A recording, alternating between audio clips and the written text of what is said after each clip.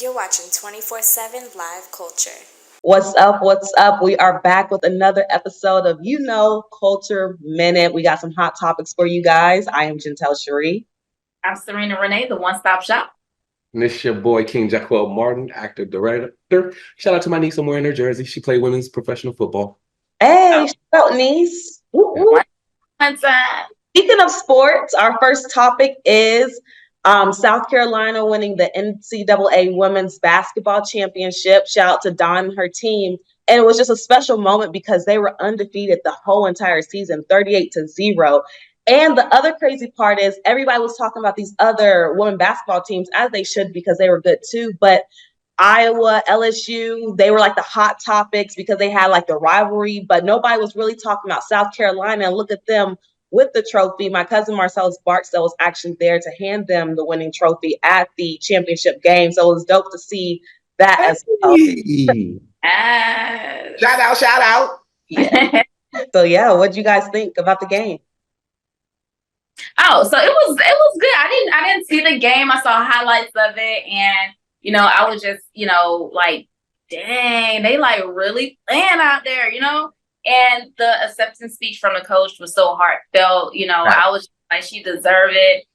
Every word that she said, it was so inspirational, and I am so glad that they won, and she was able to experience that. And one thing I love is she was not ashamed of the gospel of Jesus Christ. Oh, Jesus. But not that I felt like he was preaching. I was like, listen, I felt like I was in church. You hear what I'm saying?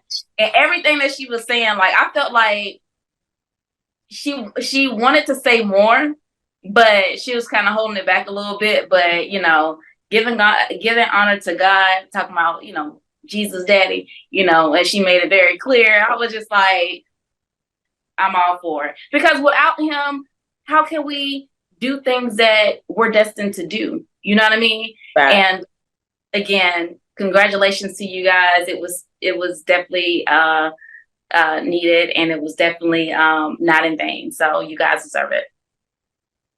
First of all, shout out to women's basketball. They had way more views than the men, so men, we got to do better. But I want to talk about what everybody else ain't talking about. Why did women basketball get so many viewers? Because of the rivalry with Angel Reese and Caitlin. Yeah. But I personally think, I'm going to stir a little bit of tea. It was race. Race had to do with it. They felt like Caitlin was going to be the Tom Brady of women's basketball, which she is. And Caitlin is amazing. No cap. She's a dog. She's going to be phenomenal in the WNBA. I want to see if she's going to take that $5 million that Ice Cube is granting her. But I believe people tuned in to see if Caitlin was going to be LSU. I believe it was about race. Can the white team beat the black team? Sorry. They had a little bit of beef. You know what I mean? And the story continued to increase. And then it was the same thing when it came to the South Carolina team that didn't get no publicity. How are you 38-0 and you don't get nobody talking about you in the media? But yet, Caitlin got all of the publicity, which well-deserved. They said that she owns a scoring record, but technically, she really doesn't own the scoring record. If you do your history, I won't give out that name. I want you to do a little bit of homework for yourself and actually see who owns the scoring record. The difference is it just wasn't called, or it wasn't done by the NCAA. And so if you do your history, she doesn't actually own the scoring record. She's number 2. I'll just leave that up to you. But I just thought it was a beautiful moment for women. I thought it was a beautiful moment for basketball. I thought it was awesome to see South Carolina win, the underdogs that nobody spoke about. So shout out to Coach Don, who did give an amazing speech, and she still gave Caitlin her props.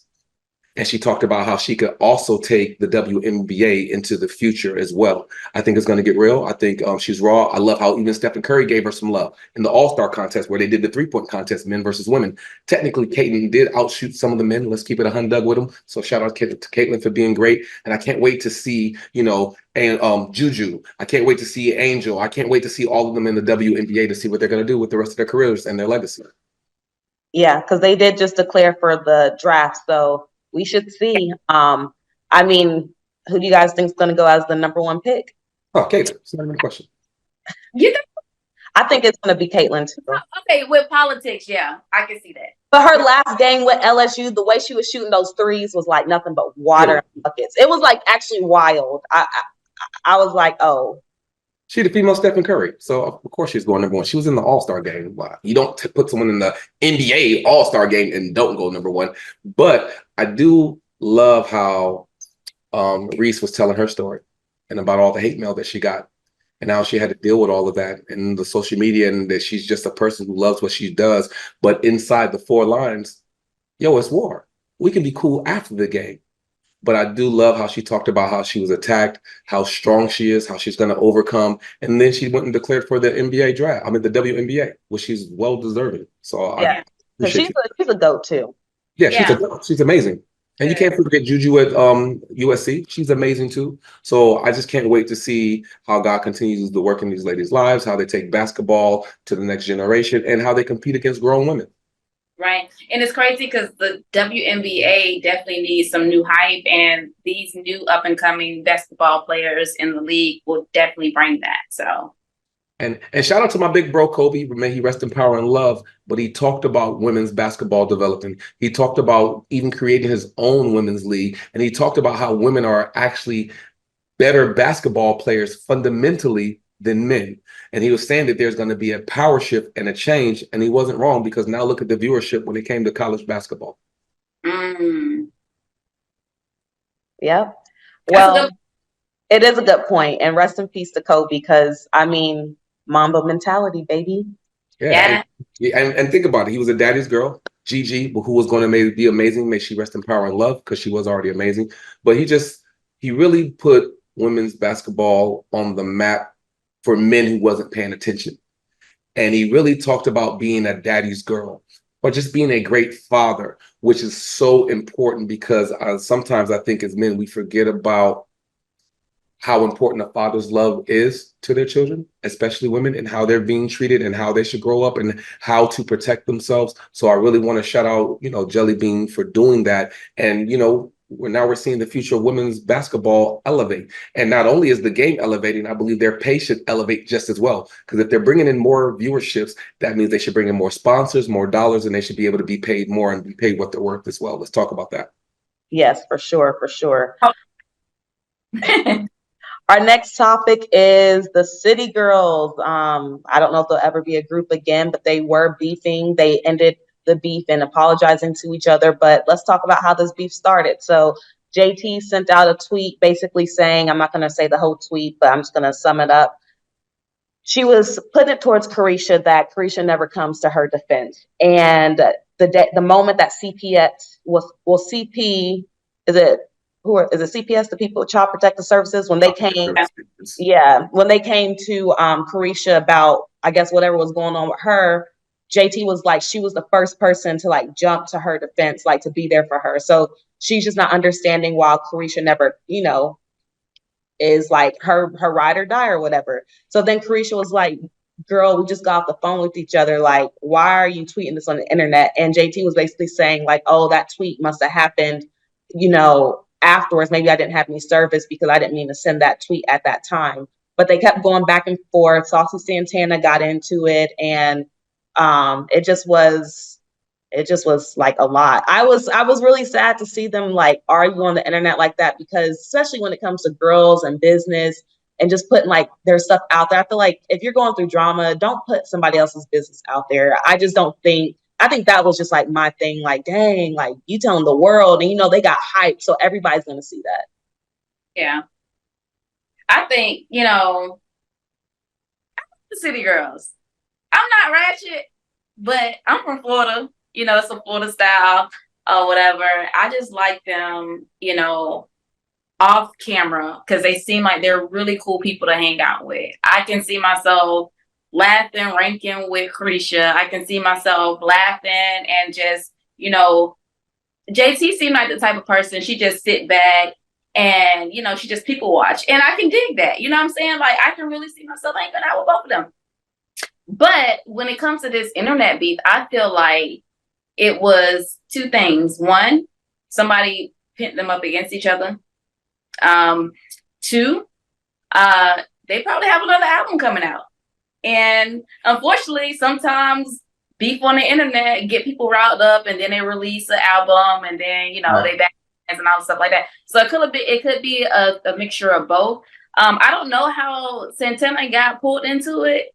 So you said he did a tweet too? Yes, he was tweeting. He was tweeting too. Let me see what he said. Let's see here. I think where it said something about Santana, and I'm like, well, how he got dragged into it? He was like, JT, please, you always throw me in some S. You unfollowed me and blocked me like I'm the person you got a problem with. Please address your issues head on with any and everybody you don't like. Stop taking it out on me.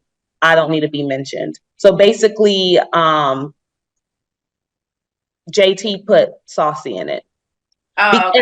And then the Saucy was like, they were talking about, I guess they were supposed to be co-host or like pitched as co-host on Carisha Please, and like JT got scrapped and Lotto got scrapped. Like a couple people got scrapped, and maybe JT like had some hard feelings on that.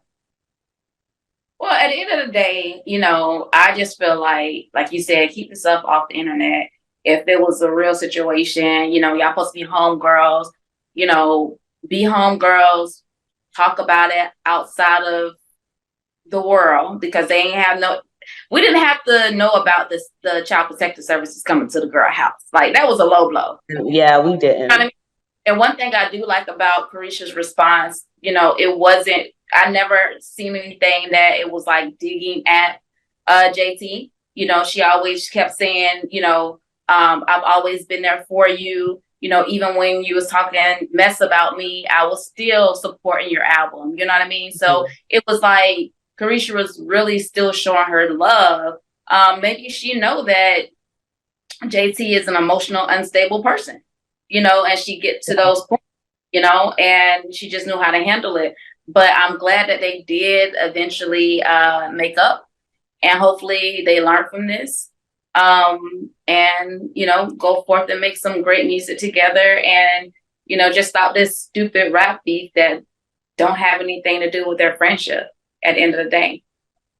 Because I feel like, before I go for King say anything, I also feel like once you guys had that conversation on the phone and y'all squashed everything, there was no reason for anybody to get back on there and say anything else or whatever, and just dead it. But JT didn't do that. I think if we look over our artists over history, when it comes to groups, we always have this fall off. Now just social media is just showcasing it. I do believe that was something that could definitely have been handled internally. The world didn't need to know about that. But I do appreciate the public apology, because we're human. People make mistakes. And then I think the bigger thing is not the mistake, but it's owning up to it. And if it is a ploy for album sales, it wouldn't be the first time that someone created controversy before their record dropped. I hope it's that, because their music fire, you know what I mean? They're out there doing their thing. And it's just nice to see Black women being empowered, not only being just empowered, but talking about their sexuality, by talking about their, freedom. So I'm excited for the next, whatever they're going to drop. And I hope that they continue being a group. And even if they do go their separate ways, I wish both of them the best. But, I think there's unity. There's power in unity. So hopefully, we'll get some more music from the City Girls. Right. And what's crazy? I saw some women talk about, how ratchet they are, this and the third, yada, yada, yada, whatever. But at the end of the day, you can talk about how ratchet the City Girls is, and you can be the classiest woman, you can be the first of the church. But I guarantee you, every woman in the world has walked past a mirror and either looked at their butt and wanted to turn. So don't be talking about the City Girls like that. You knew you wanted to drop that one point in your life, so don't even do that, okay? No, facts. I agree with you. Just the same with like Sexy Red or like Megan Thee Stallion or like Cardi B or Nicki Minaj.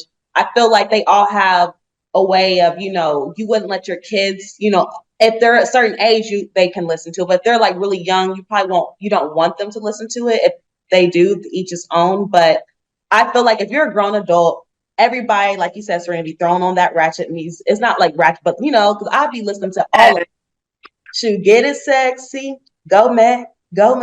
Shoot. Listen, let me catch my reflection in the glass window or something, because it ain't bad.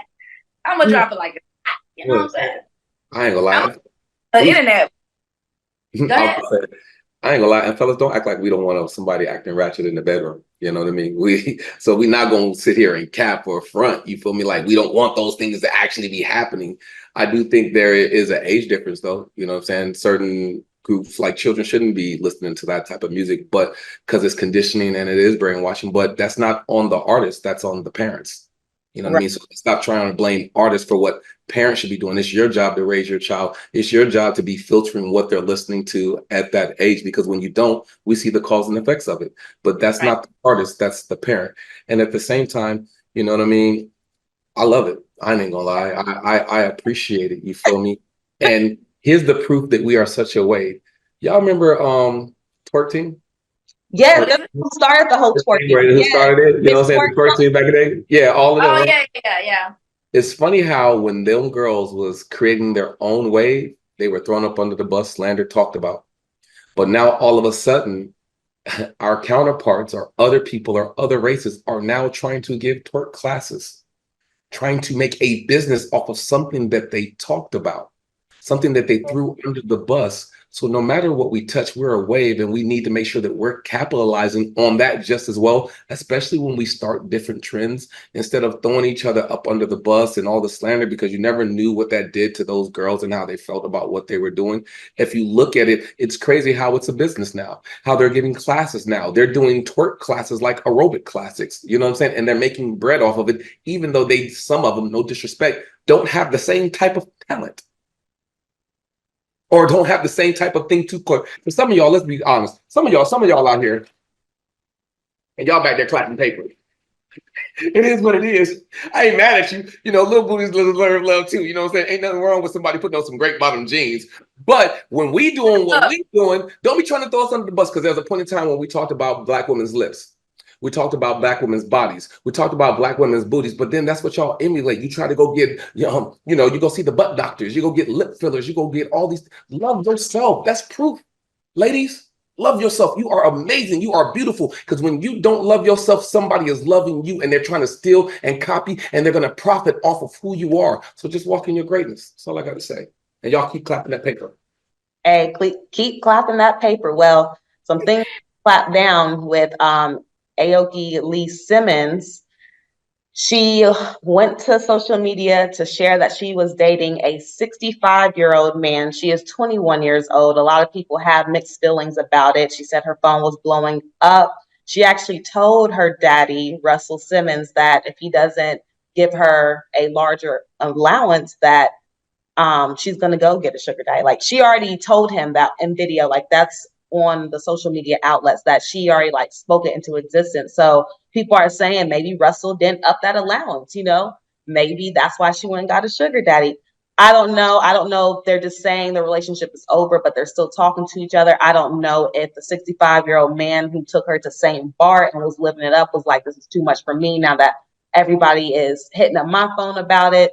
So not really sure. The parents could shut it down because the trolls were trolling on her mama's page, just talking about how, what type of mother are you to have your daughter out here doing that? But at the end of the day, like, once these kids get a certain age, they're grown. They're going to make their own decisions. If she wants to date a 65-year-old man, that's what she wants to do.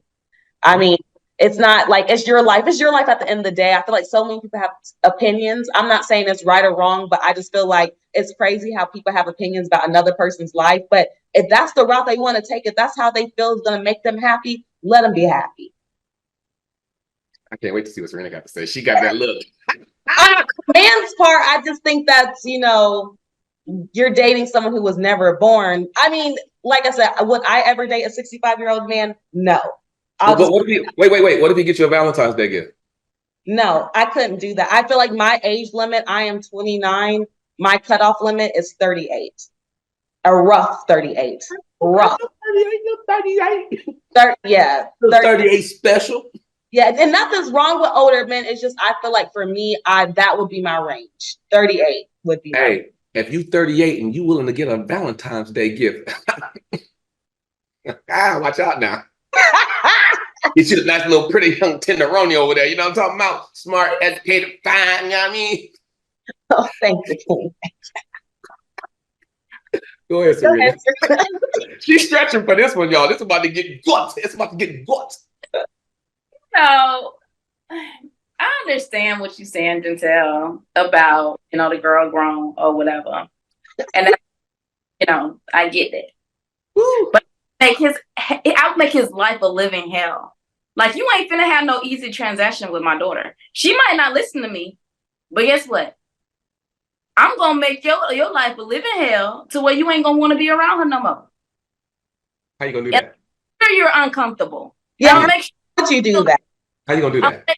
I'm gonna make sure you're gonna feel like a pedophile. I'm gonna make sure that you feel like, her granddaddy, because you're old enough to be her granddaddy. This is your granddaddy. Your granddaddy. Okay, so you would do that, but how would you do that if you don't see him? Are you just going to continue to send him messages? What if he blocks you? Girl, I would know where my daughter stay at. See, you gotta know how to do it, right? You have to know how to do it. So allegedly, she would allegedly do these things. Allegedly. Yeah, allegedly. Hypothetical, Yeah. But at the end of the day, when the whole thing first happened or whatever, of course you want to know what his guy stay at. You want to know if he's staying at your daughter's house or whatever. You know what I mean? So yes, it's a way that you can do it. Like, it's not like you can be like really intense with it. You have to ease your way into it. You see what I'm saying? This never happened to me before, but I already played it in my head. Like, what if my daughter took a stupid pill and this shit happened? Right? So, I'll be nice at the beginning, but you know how you can be nice, nasty, but nice, nasty to where make a person feel uncomfortable? Wow. Yeah. Yeah. Yeah. That's real. Yeah. And then, like, say for instance, we at the house or whatever, at his house, and he's like, oh, baby, talking to the little girl, can you fix me something to eat? I'll probably be like, my granddaddy was your age when I was my daughter's age, and like he would ever ask me to fix him something to eat. Just like little stuff like that, just making him feel like, oh, you old.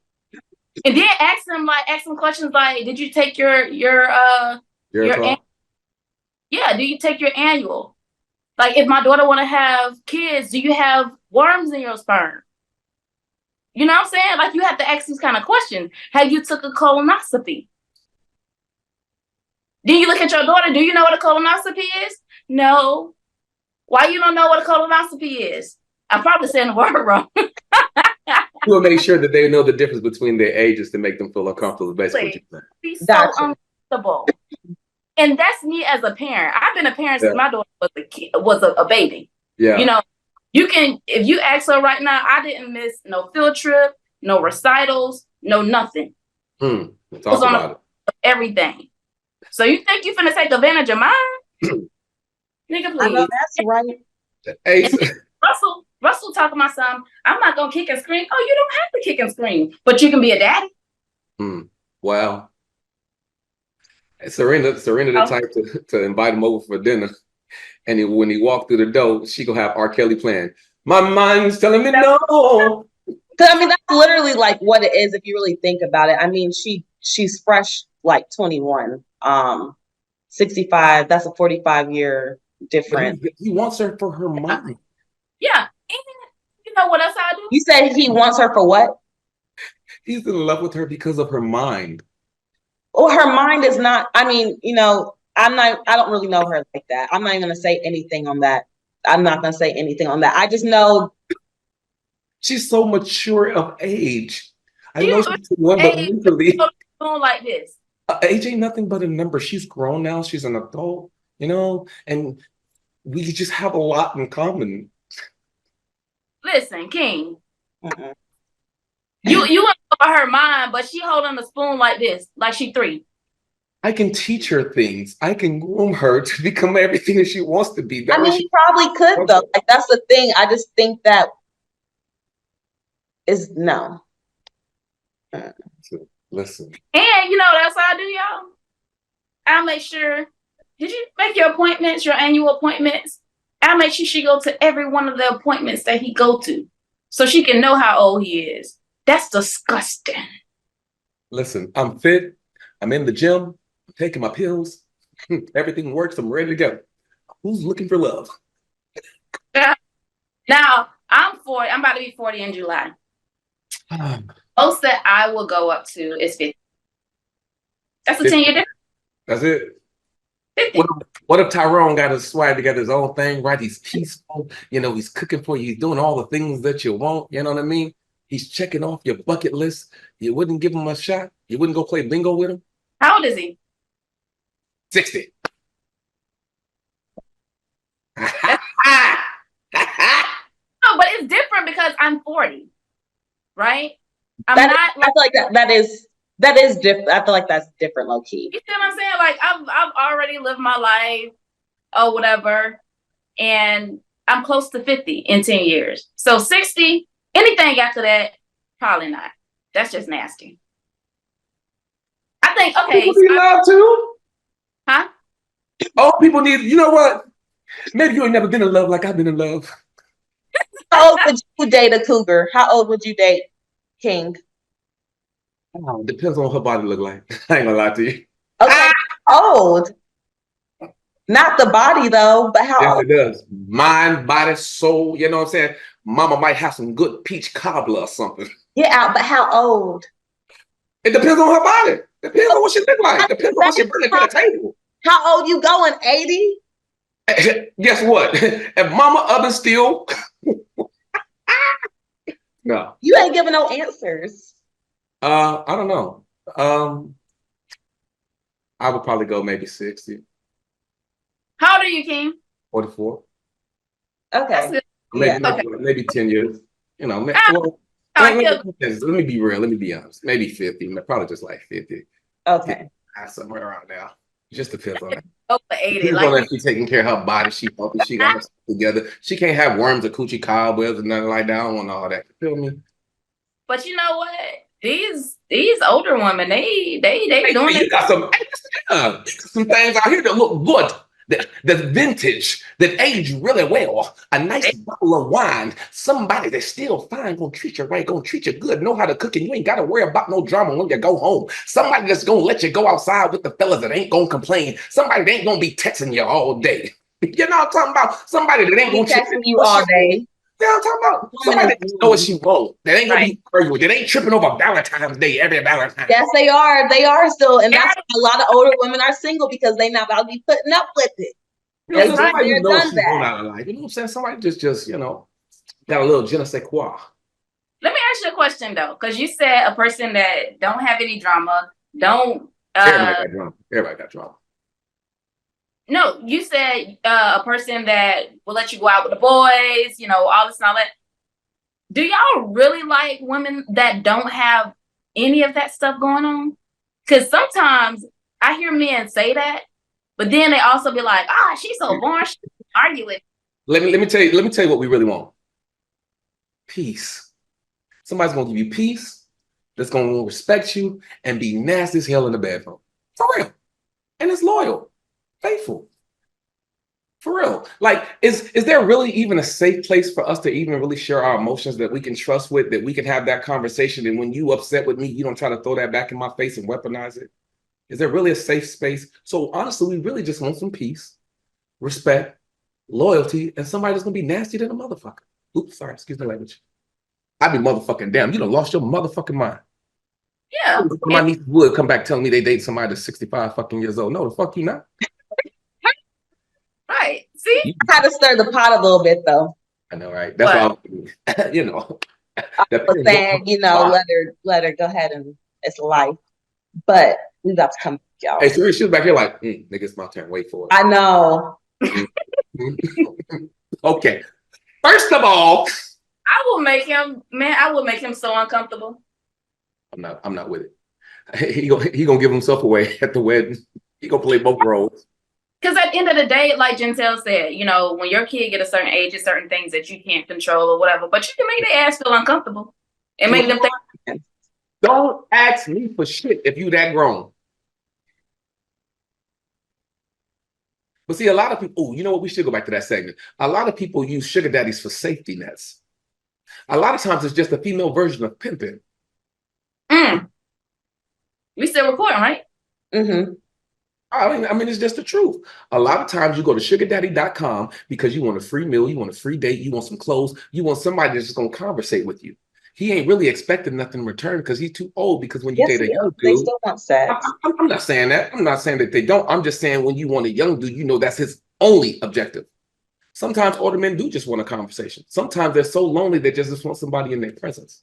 But really, it's pimping. Let's just call it what it is, ladies. It's y'all version of pimping. It's y'all version of getting that Birkin sometimes. It's y'all way of coming up. It's y'all way of being able to stack a little paper on the side. It's y'all way of saying, you know what? I got this dude for Monday, this one for Tuesday, Wednesday, Thursday, Friday, and I got my little piggy bank dude. You know what I'm saying? So if this plan fall off, I got this plan set up. It just is what it is. You go on christiansingles.com to get a date. But sometimes you go on sugardaddy.com to get some bread in your bank account.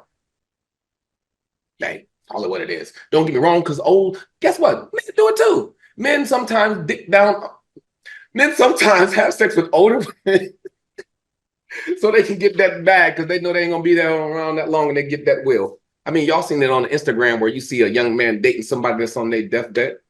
Is it for real love sometimes? Probably. And is it for the bag? Probably. It's up for you to decide. But for me and mine, no, babe. I'm sorry. Yeah, I'm not even wired like that.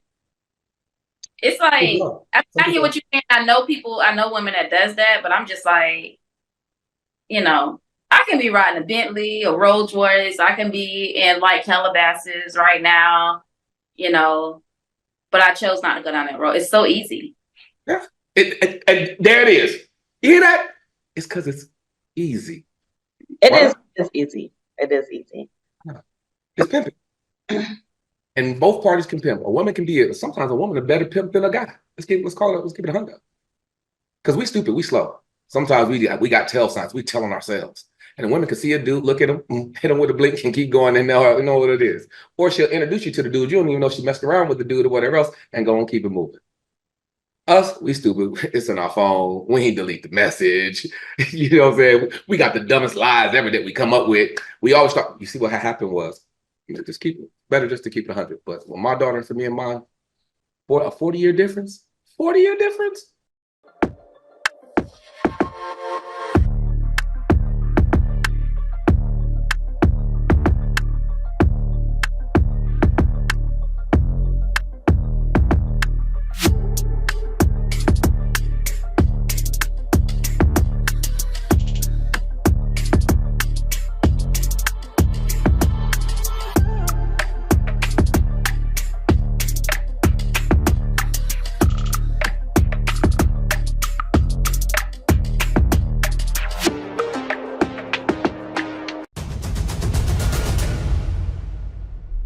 We are back from commercial break, and Donald Trump, former president of the United States, who has criminal charges against him, was at Atlanta at a Chick-Fil-A giving out milkshakes to sway his people to vote for him in his campaign. The people in Atlanta were happy. They were smiling. They even brought Make America Great Again hat to the Chick-fil-A for Donald Trump to sign. I mean, it was an event, something to behold. It made headlines, and some people are like, were they paid? Is this real life? I mean, they seemed excited. It was the Black community, by the way, if you guys do not know. So just putting it out there. Okay, go ahead, King. All right. First of all, he's smart because people love Chick-fil-A. I ain't gonna lie. I'll tear a Chick-fil-A sandwich up. But allegedly, their chicken ain't really real chicken. I don't know. I got to do They just came out with something, but I heard it still tastes the same. Yeah, so allegedly it ain't real chicken. It's made in the lab. So I got to go do my homework or get a little more discipline so I ain't eating that. But man, the sauces and the fries and the shake, boy, it be busting. But to our people, sometimes it can be staged. I remember as an actor, I got an audition for a Donald Trump commercial, and I had to go on there and I had to say certain lines. So could it be staged? Absolutely. Could it not be staged? Absolutely. For us to be wearing the Make America Great hats again, I find that absurd. Personally. Because when has America ever honestly been great for us? And are we that thirsty for attention? Because sometimes people will do anything for attention. Or maybe you just actually rock with the way he going, you know what I mean? Because Joe Biden talking about, if you don't like black people, I mean, if you don't vote for me, I ain't black. And he really did nothing for our community as well. I do believe there were certain things that Donald Trump talked about. He wanted to become president, that he was exposing about certain elites that they don't want to be talked about. But I think this is crazy, bro. I think it's insanity. We selling our souls for milkshakes now? That's what our vote is worth? And chicken. Chicken, watermelon. Like, ain't that crazy how they cater to us or what they think we honestly really like? I think it's just a moment for us to just sit back and reflect on how they're trying to sway us to vote for them. And what do they think our vote is worth? A chicken sandwich and a shake and a fry. That's how we're going to be persuaded. That's my integrity of where I want to really cast my vote. That's all you think of me. And then when you go to the other parties and how they market to other races, I guarantee it ain't at a Chick-Fil-A with a milkshake and fry. I guarantee it's not. I guarantee there's two different conversations happening, how we're being marketed to and how other people are being marketed to. And I just want you to think about that. Go ahead, Sarina. So first and foremost, I do want to point out, raise your hand if you ever saw a Chick-fil-A that had nothing but Black workers.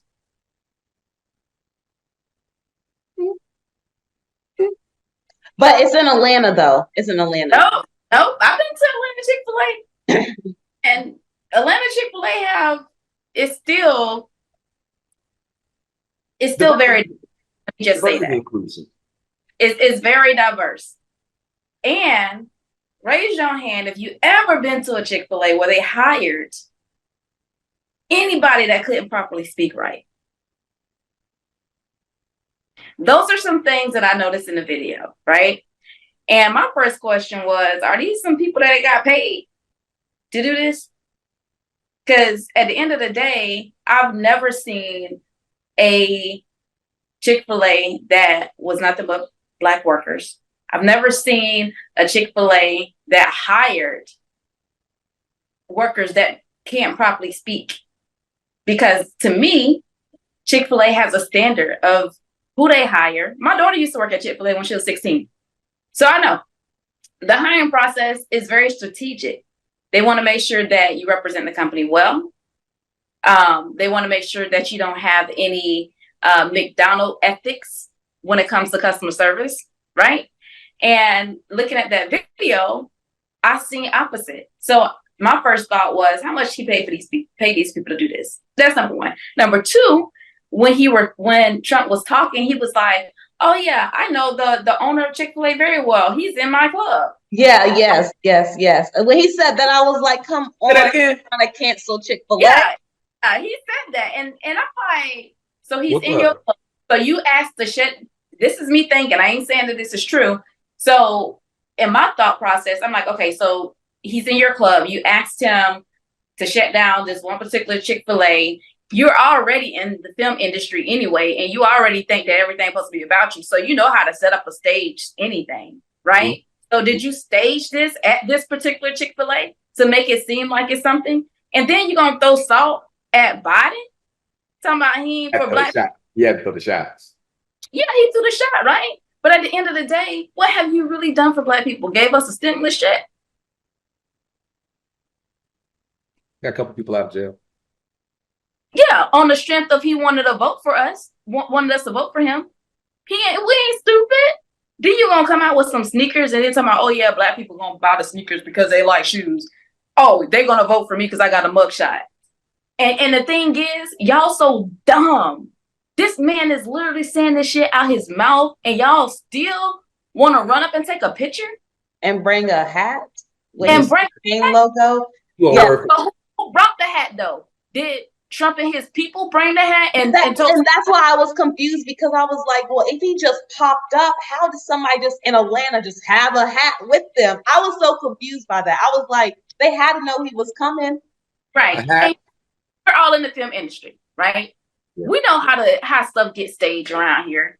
That was a stage behind situation. I don't care what nobody say. we're worth tennis shoes, mugshot, chicken, fries, milkshake. That's what you're worth. Think about it.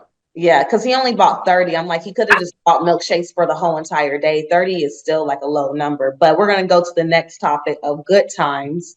They are coming out with a cartoon, and Bernadette shared her thoughts on it. She's just basically saying if Esther was still alive, they would not approve on the Good Times that's getting ready to drop on April 12th on Netflix. As they said, Good Times is still, in poverty and all that kind of stuff. I will mention just briefly a girl I went to school with. You guys probably know her, but Pretty V. She will be playing a character on there. So shout out to her and congratulations on the work. I will say, remakes can be definitely a touchy subject, but I ain't gonna lie. If I got booked for a remake, I will be up in that. Amen. I'm just saying. It's coming to America too. Right? Wish I was in it, but whew, that was tough. Yeah. House Party 2. Sorry.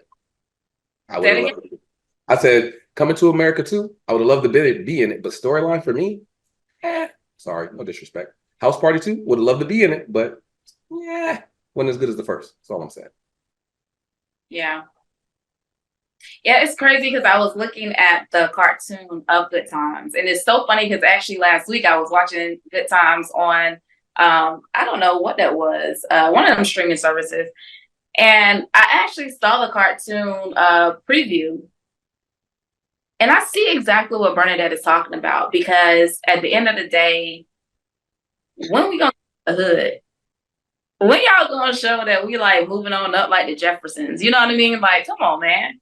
You got your thumb like right there and you're still controlling the narrative, right?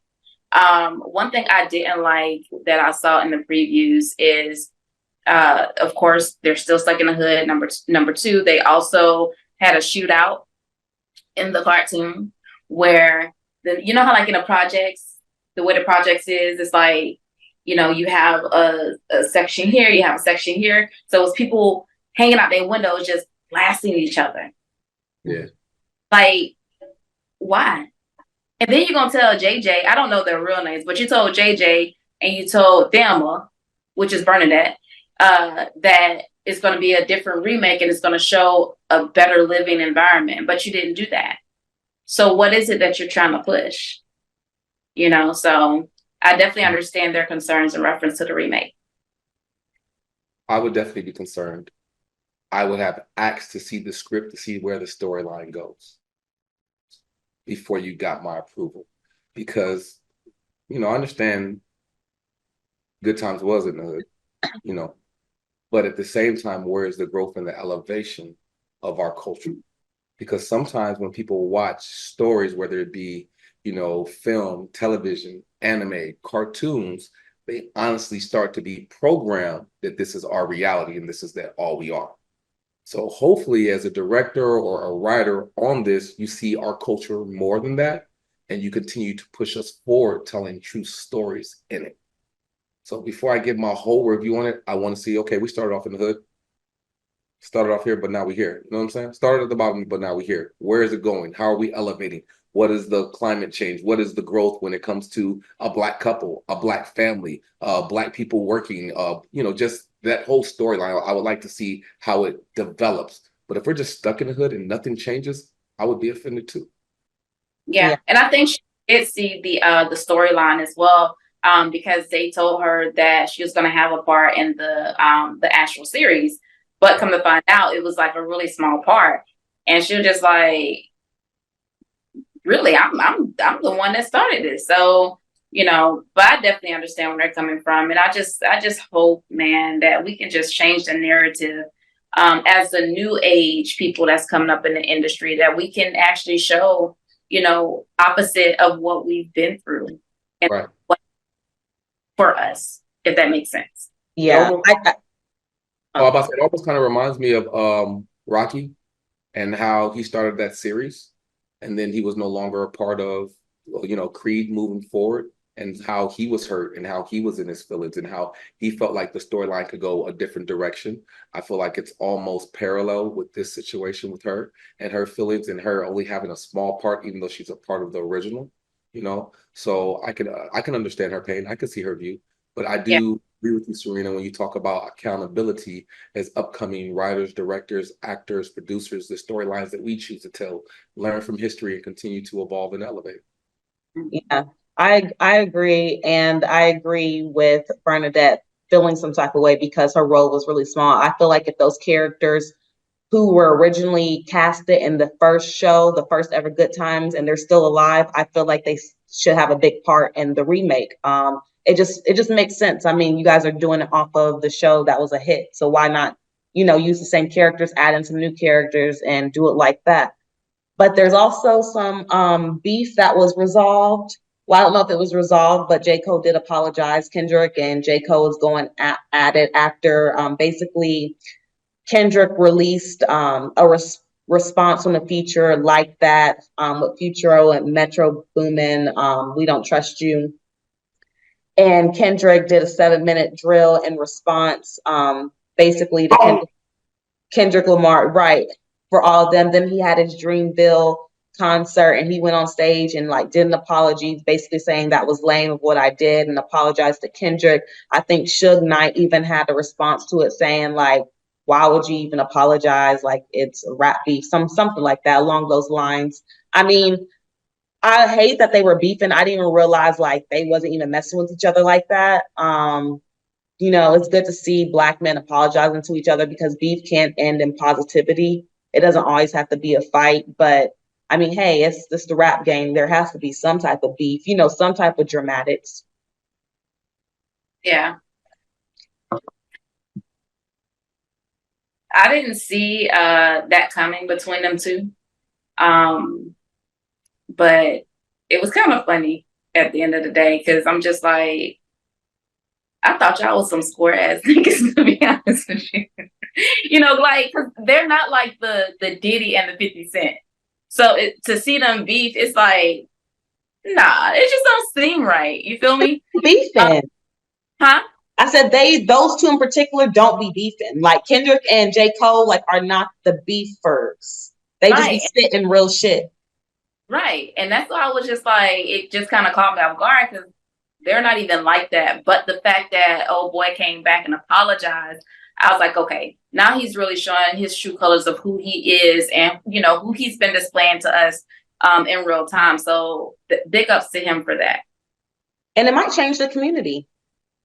Hopefully. Like even just Black on Black crime, and people could look at them and be like, look, we ain't gotta be, put the stuff down. Like it. So yeah. I don't know, so you got them beefing, then you got 50 Cent that's on 10 beefing with Diddy. So it's kind of like, I don't know. I think beefing and trolling is a little slightly different. But it was funny to hear Gentel say he's not even a beefer like that. It was funny for you, like, I didn't even know these two nerds was beef. Right. Like that is hilarious. I love it.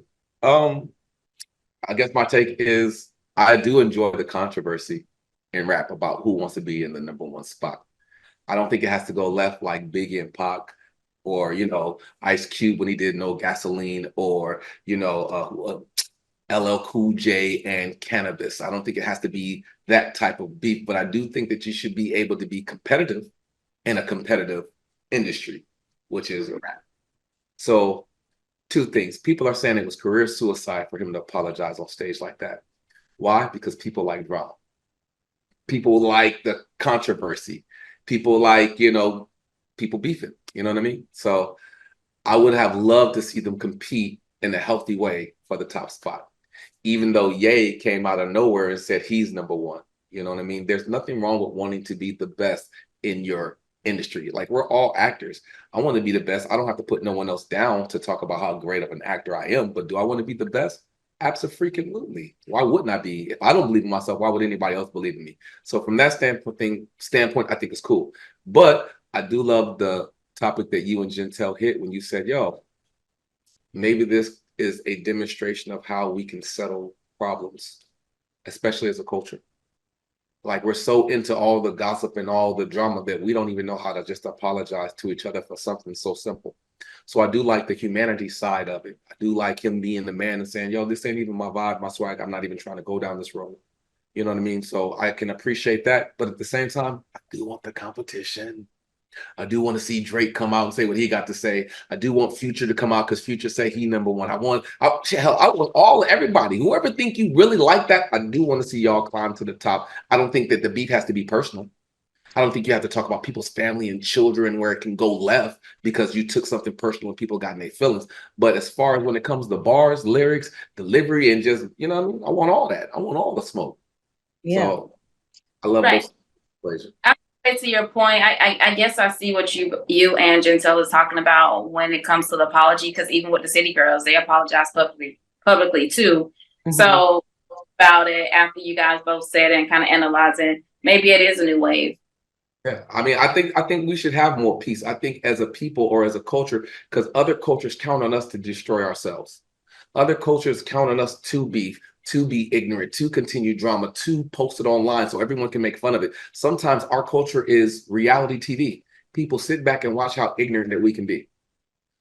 And they don't want us apologizing to each other. They don't want us to be united. They want us only to compete with each other. They want us to only throw each other under the bus.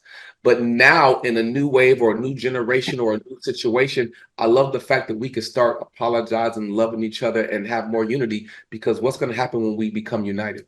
What's going to happen when we're not beefing with each other? What's going to happen when we're not killing each other? How amazing and how powerful as a people will we be? So yeah, do I like the beef? Of course. But at the same time, I love us more than just beef and drama. Yeah, so make sure you guys apologize, keep the peace, but we know we love the controversy. Just don't make it personal. This has been another episode of Culture Minute. I am Gentel Sharrie. I'm Sarina Renee. And Gentel, I'm sorry I didn't get a gift on Valentine's Day because I still love you. It's your boy King Jaquel Martin. You feel me? I'm the director. We out here. Woo, peace out, y'all. Bye. You're watching 24/7 Live Culture.